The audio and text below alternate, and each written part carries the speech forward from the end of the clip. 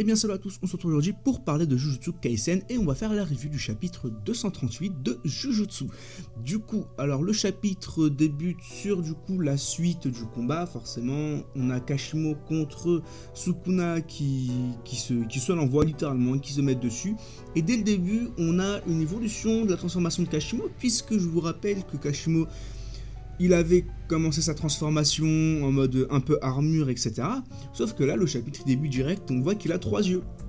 Qu'il a 3 yeux en fait sur son armure électrique, etc. Là. Donc voilà, il a évolué. Donc après, il a dit que c'était un arsenal. En gros, il faut savoir que la transformation de Kashimo, c'est un sort d'arsenal. C'est plein, il a potentiellement plein de formes, comme plein d'armes, plein de trucs comme ça en fait. Donc c'est pas étonnant qu'il nous sort 3 yeux. Et dès le début, en fait, il analyse Sukuna. Il analyse via des rayons X Sukuna et il voit qu'en fait, ce mec est parfait. Il voit que ce mec est parfait et ça, c'est la première partie du chapitre vient nous montrer en fait la puissance de Sukuna. Gege vient nous montrer ici que Sukuna est à 100%. Le seul truc qui lui manque, c'est sa lance. Il lui manque une arme antique. Et une fois qu'il aura cette arme antique, je sais pas s'il va avoir cette arme antique, si elle a vraiment une propriété importante ou pas. Et bah là il sera à 100%. Là dites-vous qu'on a un Sukuna qui est à 99,8%, un truc comme ça, vous voyez. Donc vraiment, on a un Sukuna qui est quasiment à fond. Bref, ici, vraiment, encore une fois, Gege veut nous montrer que là, pas besoin du dernier doigt qui reste, on ne sait où, caché par Gojo. Bah, Sukuna, il est à fond, il est à fond.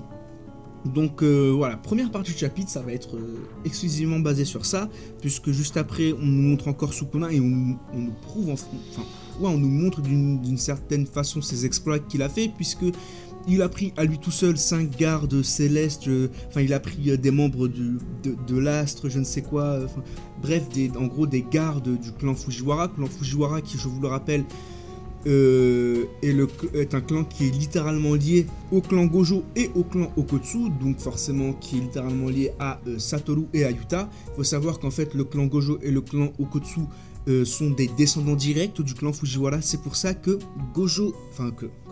que Satoru du coup et que Yuta sont des cousins éloignés tout simplement. Et ça, Gojo le dit lors du film Jujutsu Kaisen 0.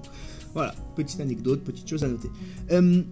Ouais, du coup, on apprend que Sukuna, il les a gérés tranquilles, il a géré des gardes ultra cheatés de la famille Fujiwara sans problème. Bref, il a décimé je ne sais combien de personnes, des gens qui avaient l'air puissants, hein, parce que de là à être nommé dans le chapitre en mode c'est des gardes d'un tel, les gardes d'un tel, les gardes d'un tel, c'est que ces personnes, c'était pas n'importe quoi, et il les a tous décimés. On nous explique aussi que le fait qu'il ait 4 bras et 2 bouches, ça lui permet en fait de tout le temps utiliser des incantations sans jamais s'arrêter, de pouvoir, lorsqu'il utilise une incantation, derrière pouvoir attaquer ses ennemis avec les 2 bras restants. Au niveau de ses bouches, par exemple, il peut faire 2 fois plus d'incantations, du coup, parce qu'il y a une bouche qui fait une incantation et une autre qui en fait une autre. Bref, vous avez vu, on nous montre ici que Sukuna, il est extrêmement puissant. Et pour nous illustrer ça, en fait, on a juste le combat Kashimo et Sukuna qui est en fond. Et autant la semaine dernière, Kashimo avait entre guillemets vite fait l'avantage face à Sukuna, un Sukuna qui ressortait blessé d'un combat contre Gojo, etc., et qui s'était pris 2 sorts violets à plus de 100%, et là on avait espoir que, certains avaient espoir que Kashimo puisse, entre guillemets, lui tenir tête un petit peu. Et c'est ce que Gege nous a fait croire lors du dernier chapitre, jusqu'à ce que Sukuna se transforme en forme originelle, forcément. Et ce chapitre, il y a no match. Ce chapitre est no match puisque Sukuna domine Kashimo sur tous les domaines, que ce soit la vitesse, que ce soit le physique, que ce soit les sorts. Bref, il domine Kashimo de A à Z et ce sans même se donner à fond. Et on voit Kashimo qui ne peut rien faire, hein. Pourtant, on parle là d'un Kashimo qui, je vous le rappelle, a sorti son attaque ultime, l'artillerie lourde, si je puis dire. Donc qui est extrêmement rapide, qui théoriquement est censé être renforcé au niveau physique, pareil au niveau des sorts, bref, on est censé avoir un Kashimo à 100% si ce n'est plus. Et là, en fait, ce Kashimo à 100% si ce n'est plus, c'est de la pacotille à côté de Sukuna. Donc Sukuna, encore une fois, qui nous est montré et présenté comme étant le plus fort. Le mec, il a affronté Yorozu, il a affronté Sukuna, il a affronté Satoru, il a affronté Kashimo. Le mec n'a pas galéré. Le mec n'a pas galéré. Et pourtant, ces jutsu sont censés être extrêmement forts. Et parmi les 3, il y en a 2 quand même qui sont censés être les plus forts de leur époque. Donc vraiment, Sukuna, il gère. Sukuna, il gère, et c'est ce que nous montre Gege à travers ce chapitre. D'ailleurs, Gege nous montre plus ou moins en fait l'attaque qu'a tué Gojo. L'attaque qu'a tué Gojo off-screen, excusez-moi, là il nous la montre en on-screen, littéralement. Puisque Kashimo se la prend, et Kashimo fait la remarque, il dit « Ah, c'est donc cette attaque qui a tranché Gojo en deux. » Donc là, Sukuna il l'utilise, donc il la maîtrise réellement, et ce, peu importe son corps. Puisqu'il y avait un petit doute pour certains sur le fait que Sukuna puisse utiliser cette fameuse technique qu'il a analysée via Makora, avec sa forme actuelle, sa forme originale, sa forme finale, sa forme millénaire, appelez cette forme comme vous voulez. Bref, le Sukuna d'antan. Eh bien oui, Gege nous montre que oui, il peut le faire. Donc voilà, Sukuna, il montre toute sa puissance. Après, on a un petit moment philosophique, puisque Sukuna, ah oui d'ailleurs, Sukuna foudroie littéralement Kashimo, ça c'est drôle avec son arme antique, bref. Après, on a un petit moment philosophique, puisque en fait, il faut savoir que Sukuna, il a... Alors, de ce que j'ai compris, c'est qu'il a en gros infusé de l'énergie occulte dans son arme pour pouvoir retourner... pour pouvoir aller dans une époque, et aller dans l'époque de justement Kashimo. Et les deux ont une conversation.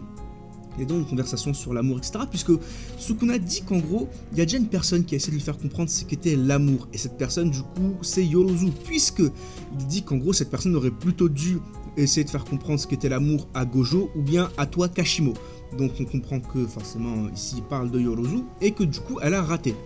Vient à cela une petite conversation fort sympathique, puisque Kashimo et Sukuna discutent de la puissance, discutent sur le fait d'être aimé, de la solitude, etc. Donc là vraiment on nous axe de plus en plus cette solitude sur Sukuna, puisque Sukuna explique qu'en gros lui il s'est toujours senti seul en fait.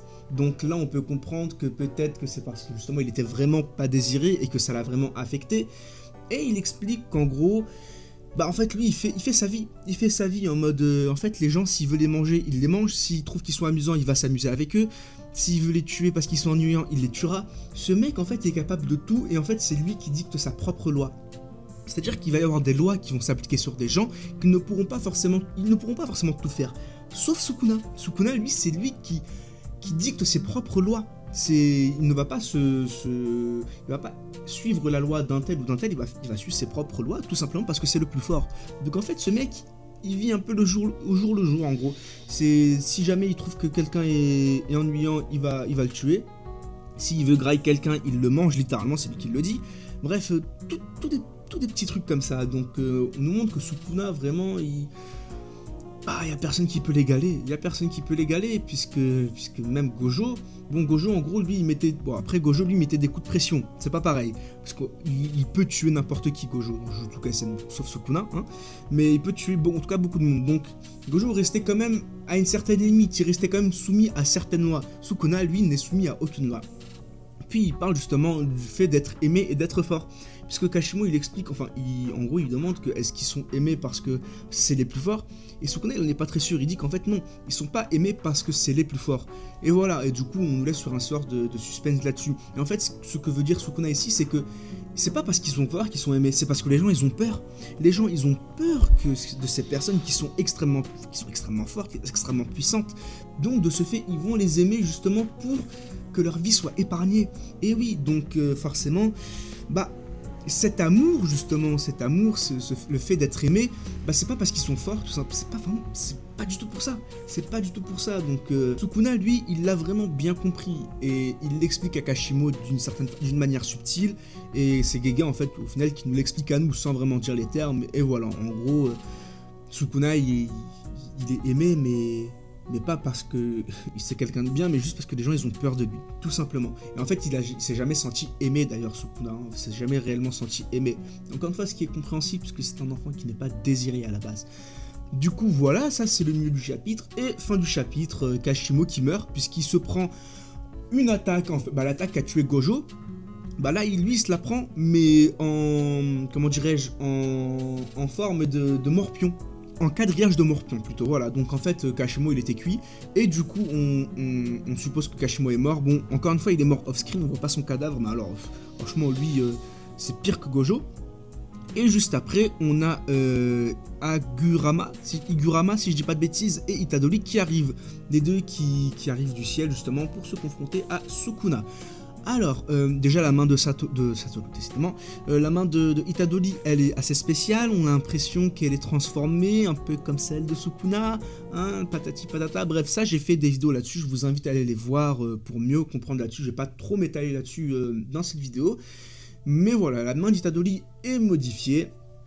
Donc, est-ce que c'est parce que c'est les fœtus maudits? Est-ce que c'est parce que ça y est, il commence à maîtriser les techniques de Sukuna lorsqu'il était dans son corps? Bref, ça on sait pas encore. Et voilà, du coup les deux arrivent et Sukuna est dit en gros à la fin, qu'est-ce que vous pensez faire face à moi, en parlant des deux zigotos qui arrivent. Du coup, pas de chapitre justement la semaine prochaine. Et bah je pense que prochain chapitre, on va avoir l'extension de territoire de Igurama, si je dis pas de bêtises, hein, j'espère que c'est bien ça son nom.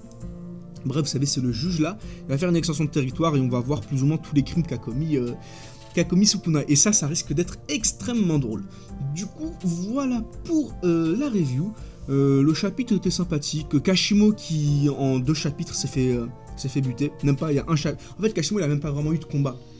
Il n'y a pas vraiment eu de combat puisque le premier combat en fait nous montrait sa transformation et juste après Sukuna se transforme, et la seconde partie du combat bah c'est Sukuna qui fouette littéralement Kashimo. Du coup bah pour toutes les personnes qui pensaient que Kashimo allait faire quelque chose, force à vous, et pour tous les zigotos qui disaient oh là là, en un chapitre le combat est bien meilleur que celui, le combat Kashimo versus Sukuna est bien meilleur que Gojo versus Sukuna. Eh ben voilà, dans vos faces, hein. Non mais bon, ça quand j'avais vu ça, j'avais pas spécialement compris, j'étais en mode, bon là c'est un peu déconné. Bref, voilà, qu'est-ce qu'il y a d'autre de plus à dire sur ce chapitre? Bah, pas grand chose encore une fois. Fin du combat Kashimo. Kashimo, de toute façon, encore une fois, comme je l'ai dit, hein, il a eu son combat contre Akari. Là, c'était juste pour nous montrer sa forme finale et pour nous montrer à quel point Sukuna, en fait, il est fort. Et pour nous faire un petit focus de plus en plus sur la solitude de Sukuna. Parce qu'il y a des choses à dire sur sa solitude. Et j'espère que Gege, il va bien gérer ça. Parce que là, en vrai, entre les gens qui étaient fans de Kashimo et qui se fait tuer, les fans de Gojo, bref. Et en ce moment, il est en train de tuer tout le monde, tous ces persos, Gege. Du coup, voilà. Dites-moi ce que vous avez pensé de la vidéo dans les commentaires, du chapitre aussi, et puis nous, on se dit, bah du coup pas la semaine prochaine puisqu'il n'y a pas de chapitre, à la semaine d'après encore, mais vous en faites pas, il y aura des vidéos Jujutsu Kaisen, là-dessus vous pouvez en être sûr. D'ici là, portez-vous bien, bye bye.